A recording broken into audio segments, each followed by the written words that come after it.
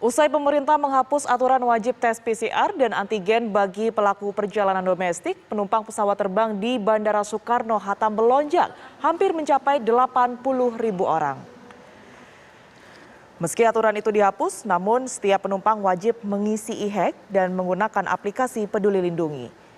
Aturan pelaku penerbangan dalam negeri terbagi menjadi 3 kategori. Kategori pertama, penumpang vaksin lengkap tidak perlu menunjukkan hasil tes COVID-19.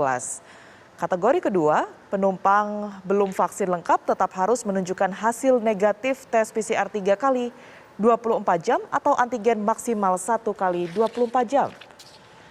Sedangkan untuk kategori ketiga, pemirsa, penumpang yang belum divaksin karena komorbid wajib menunjukkan hasil tes negatif PCR 3 kali 24 jam atau antigen maksimal 1 kali 24 jam.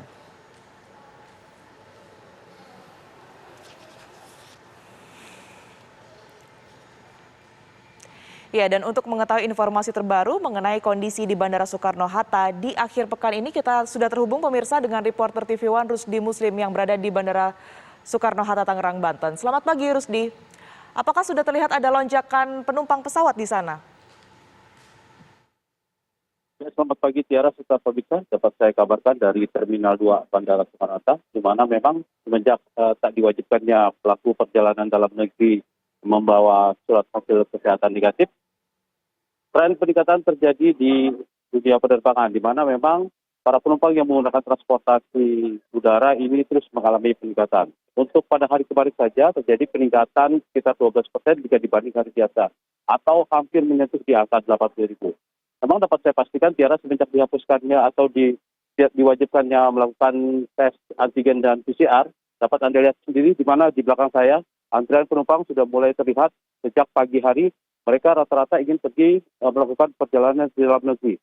Para pelaku perjalanan dalam negeri atau rute tujuan domestik biasanya mereka pergi ke Jogja, Bali, Kuala Namu, Makassar, serta Juanda. Namun dapat saya pastikan Tiara, bagi para penumpang yang akan pergi menggunakan transportasi udara, mereka wajib mengisi Peduli Lindungi, yaitu aplikasi e-hack, di mana memang saat ini akan nantinya menjadi notifikasi bagi penumpang apakah mereka akan terus melanjutkan penerbangan atau tidak. Di mana memang di dalam kartu e-hack ini terdapat warna hijau yang memastikan bahwa pelaku perjalanan dapat meneruskan atau melakukan penerbangan, dan untuk yang pelaku penerbangan notifikasinya warna merah, maka mereka harus mewajibkan mengklarifikasi atau mengkonfirmasi kepada pihak petugas kesehatan yang ada di bandara.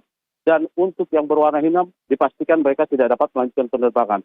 Hal ini untuk memastikan memang di dalam masa pandemi ini mereka yang melakukan penerbangan yang benar-benar sehat. Dapat saya pastikan Tiara juga, untuk bagi anak-anak di bawah 6 tahun, mereka tidak lagi wajib melakukan tes antigen atau PCR. Mereka cukup didampingi oleh orang tua pendamping untuk memastikan bahwa mereka memang mendapat pengawasan ketat secara protokol kesehatan.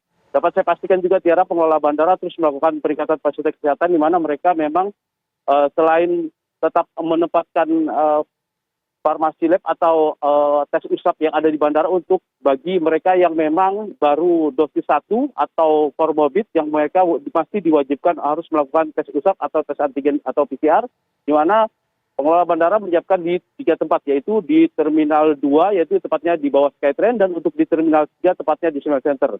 Untuk memastikan mereka dapat melanjutkan kembali atau tidaknya, Tiara, di sini tetap petugas kesehatan juga di-standby-kan untuk memastikan apakah mereka yang akan berangkat itu benar-benar siap untuk melakukan perjalanan atau tidak. Demikian, Tiara.